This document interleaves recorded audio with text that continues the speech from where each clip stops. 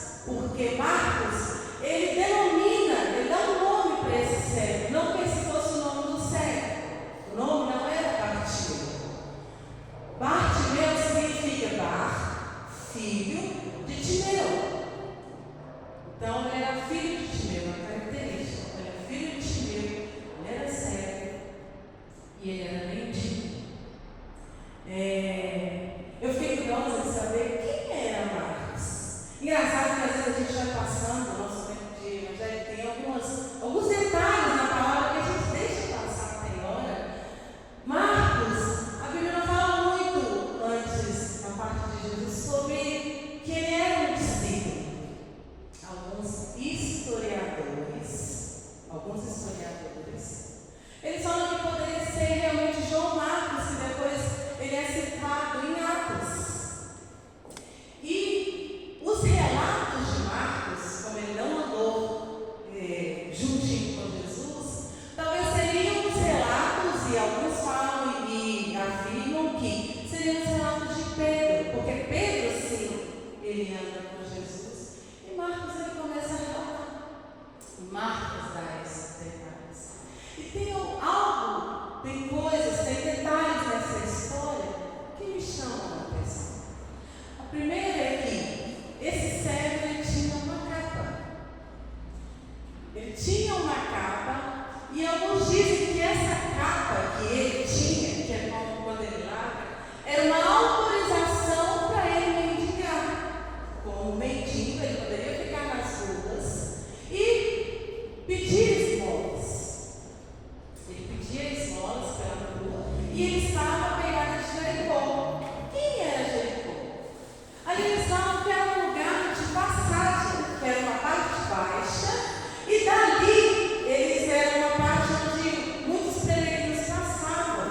O povo de Israel, eles subiam para Jerusalém, porque Jerusalém era uma subida geograficamente. Então eles passavam por Jericó, e aí eles falam o seguinte, os historiadores, que eles passavam ali, por quê? Porque como tinha salteadores, e vocês vão lembrar daquele do bom samaritano, que ele é salteado, então como tinha salteador, eles se juntavam em caravanas ali, para subir para Jerusalém para as festividades. E Jesus estava passando ali. Jesus estava passando ali, e já estava chegando a Páscoa, que era uma festividade que unia os judeus.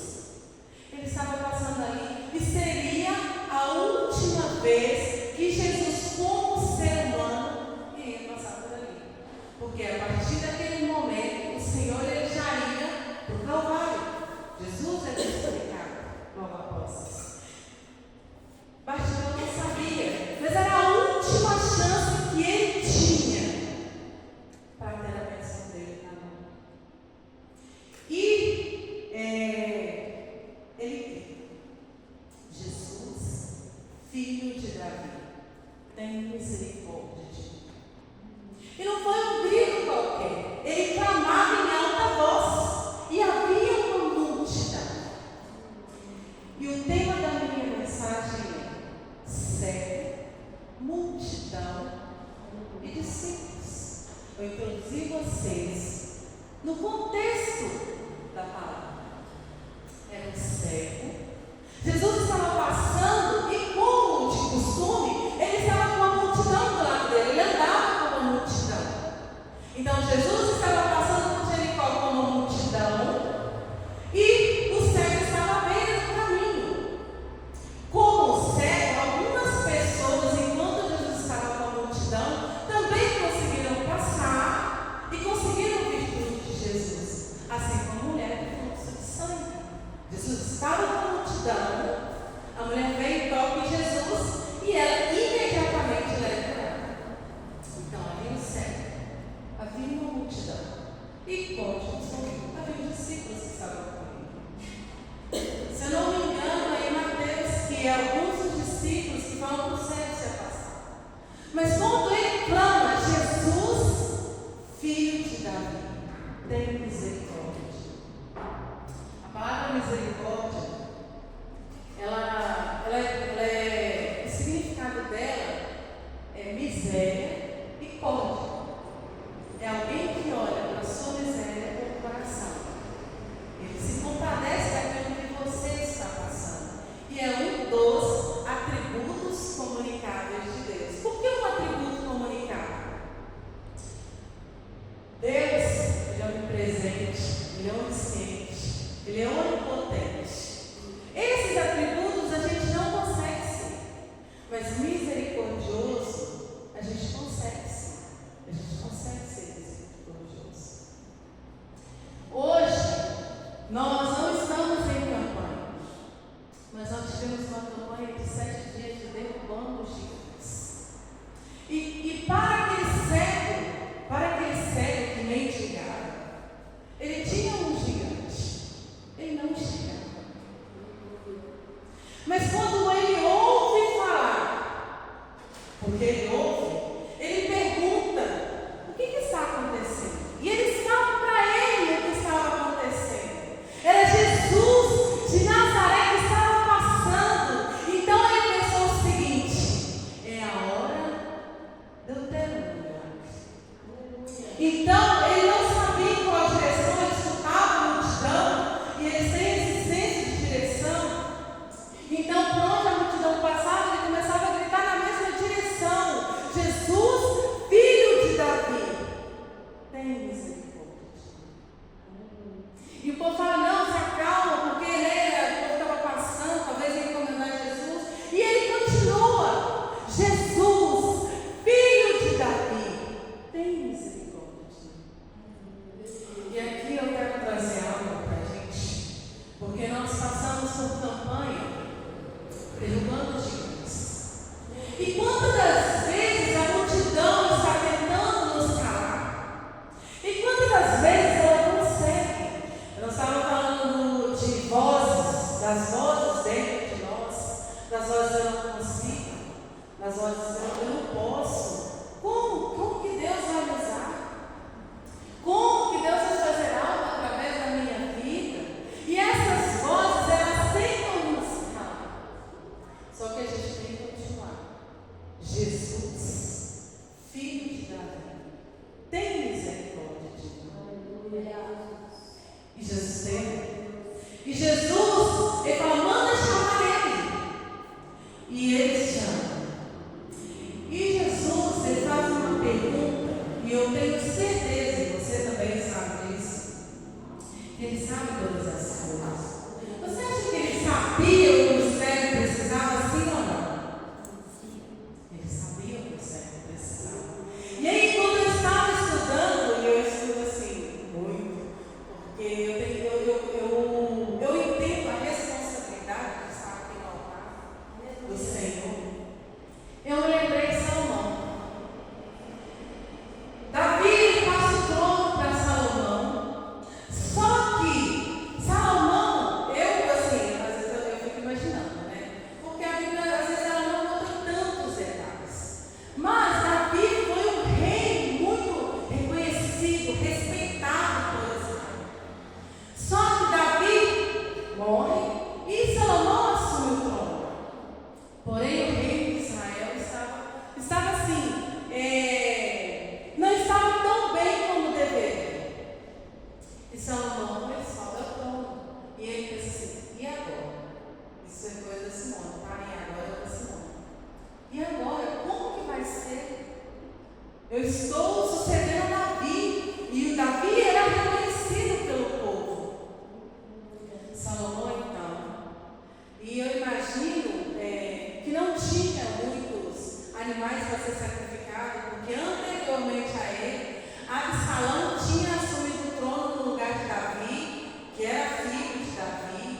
Então Davi, ele sai do trono, Absalão começa a gastar as riquezas do reino, com exércitos para procurar Davi, porque eles estavam procurando Davi.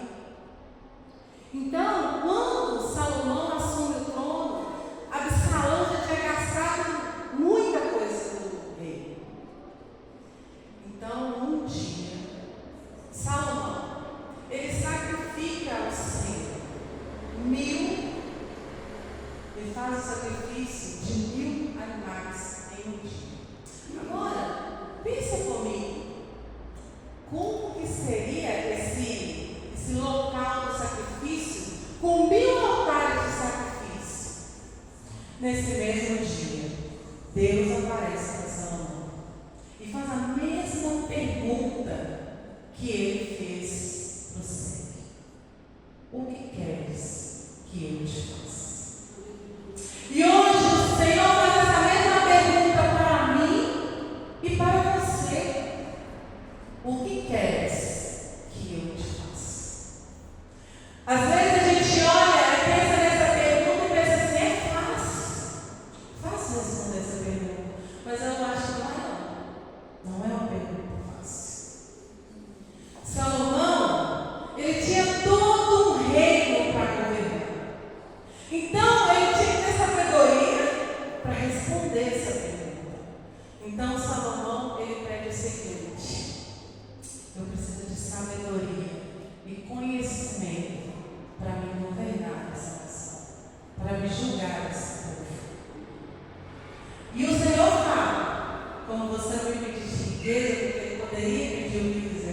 você vai ter tudo isso. E realmente, Salomão tem muitas riquezas, muitos carros.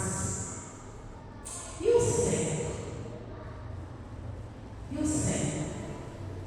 As esmolas que o céu recebia eram momentâneas. As coisas que ele vivia eram momentâneas. E é triste. É triste. A gente vê um mendigo, é triste. Talvez eu já vi alguns mendigos falando o seguinte: eu gosto da vida que eu levo.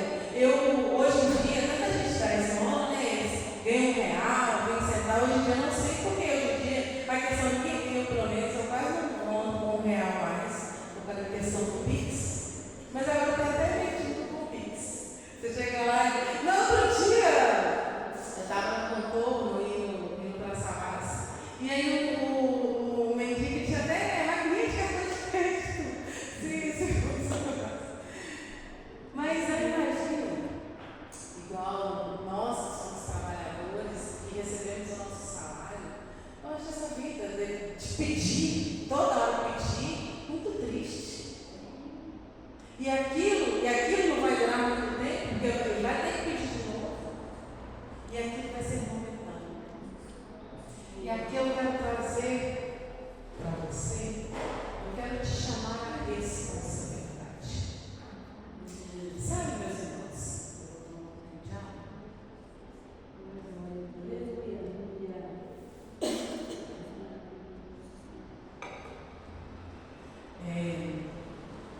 Quantas das vezes nós vivemos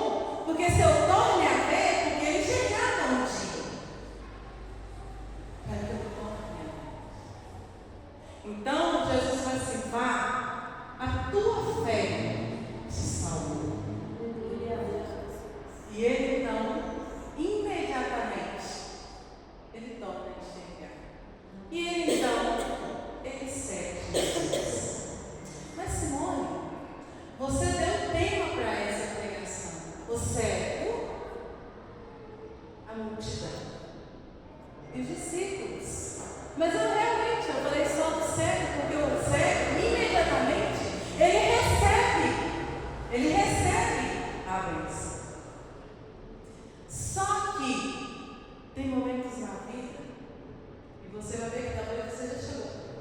A gente não vai receber a benção imediatamente. A gente não vai. E isso é normal, porque o nosso Deus, Ele é o Deus do sim, e Ele é o Deus do amor. Aleluia. Existia uma multidão, não só naquele momento, que estava o tempo todo com o Senhor. Mas o que a multidão queria? Sempre alguma coisa, sempre alguma vez. E a multidão seguia Jesus, estava com Ele quando ele passa por Jericó, estava com Ele quando Ele chega à beira da praia, que foi quando Ele chama Pedro. A multidão estava lá. Pedro, até então Simão, tinha ido pescar a noite inteira. Tinha ido pescar a noite inteira. Porém, sem pegar peixe nenhum. Ele não tinha pegado peixes.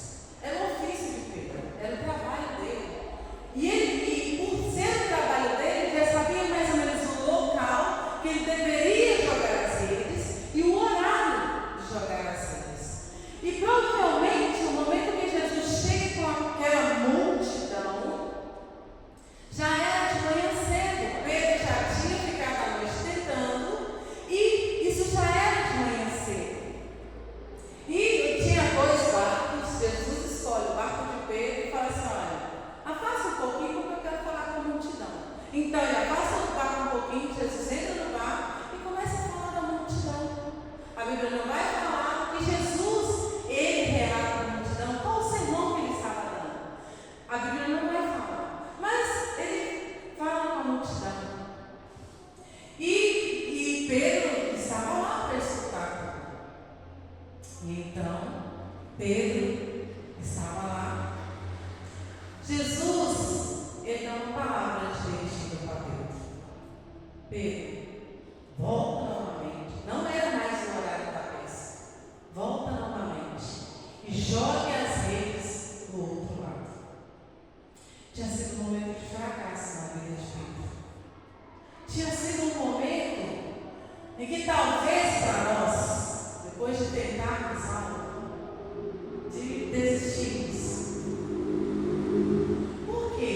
Porque o fracasso, a derrota, é difícil. É muito difícil. Só que Pedro, ele fala assim: olha, eu tentei a noite toda e não consegui. Mas sobre a tua palavra eu vou voltar lá e vou fazer novamente. E Pedro vai. Talvez a Bíblia não fala, não sabe se o tom que Pedro fala isso com Jesus. Mas ele fala sobre a sua palavra. Ele iria voltar lá e jogar a rede novamente. O engraçado que eu vejo nessa história é que Pedro ele vai, ele pega os peixes, é o ofício dele, o barco quase vai a pique, ele tem que chamar outros pescadores para conseguir ajudar ele. Só que quando ele volta, e aí na minha imaginação, eu penso que Pedro está um pouco envergonhado. Por quê? O jeito que ele fala é sobre a tua palavra. Talvez ele nem acreditasse que aquilo fosse acontecer, que haveria tantos peixes a ponto de quase o barco virar. Jesus vira para ele e fala assim: olha, você está admirado por causa dos peixes? Me segue, eu vou te fazer pescador de homens. Eu vou te fazer pescador de almas. E tinha a multidão. Tinha a multidão. Tinha o cego. E agora nós temos o discípulo Pedro. Mas por que eu dividi isso em 3? Sabe por quê? Porque mesmo que às vezes as coisas não aconteçam da forma que nós queríamos, nós ainda somos discípulos. A multidão, ele seguia Jesus porque queria algo de Jesus, queria uma bênção de Jesus, que talvez ela não vai chegar. E se a saúde não chegar? E se o dinheiro não chegar? Certa feita, Jesus, ele multiplica os pães multiplica o peixe. Lembra dessa passagem? Também era uma multidão. Jesus ele faz isso de um lado da praia e Jesus vai para o outro lado.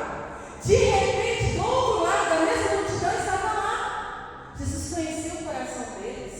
Sabia que eles estavam lá por causa dos pães e do peixe. Ai, Jesus deixou por menos. Ele falou assim: o que vocês estão procurando? Isso com as minhas palavras. O que vocês estão procurando? Porque eu sou o pão da vida. Eu sou o pão que desceu do céu. E começa a falar rigidamente com a multidão. Eu estava no congresso, acho que foi no congresso mesmo. E quantas das vezes as nossas orações são assim: me dá, faz para mim, me abençoa, faz, Senhor, me abençoa. E Jesus não é um balcão que a gente chega lá e faz essa nossa zona, mas eu quero isso, eu quero isso, eu quero aquilo. Porque muitas vezes as coisas elas não vão vir. E a gente vai ter que lidar com isso. Sabe por quê? Quando Jesus começa a fazer: eu sou o pão da vida. Eu sou o pão que desceu do céu. E aí a multidão, ela começa a murmurar. Você quer isso que ele está falando? Eles queriam pão, eles queriam peixe que foi multiplicado. E então,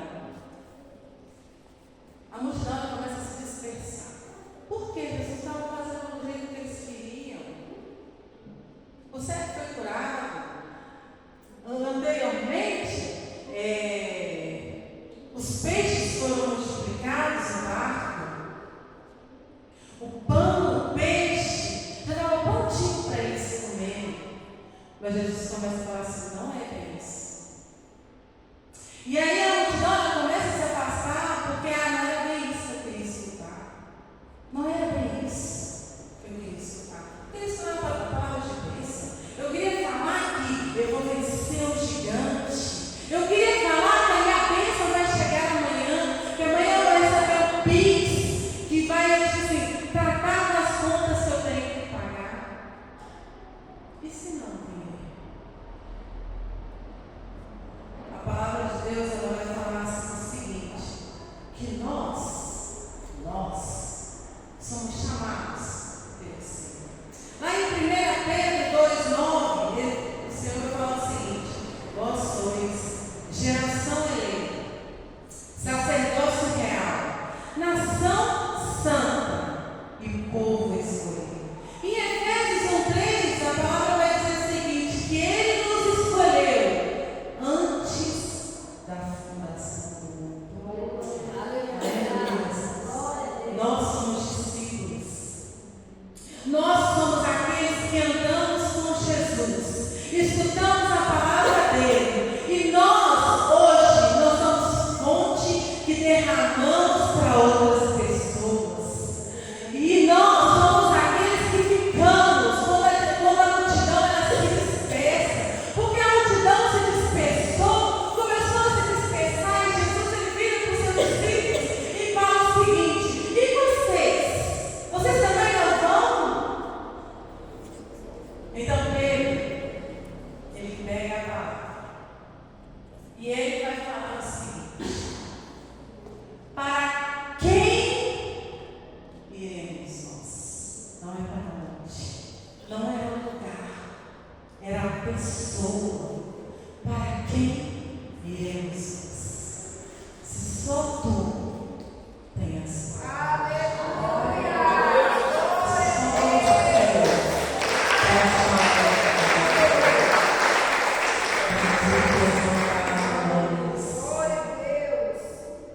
Jesus, ele não é aquilo que nós precisamos.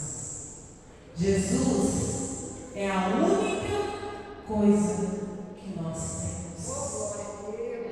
E se por acaso nessa vida as coisas não acontecerem exatamente da forma que a gente queria, talvez eu gostaria que fosse de uma forma, e talvez não vai ser agora que isso vai acontecer. Ele continua sendo Deus. Ele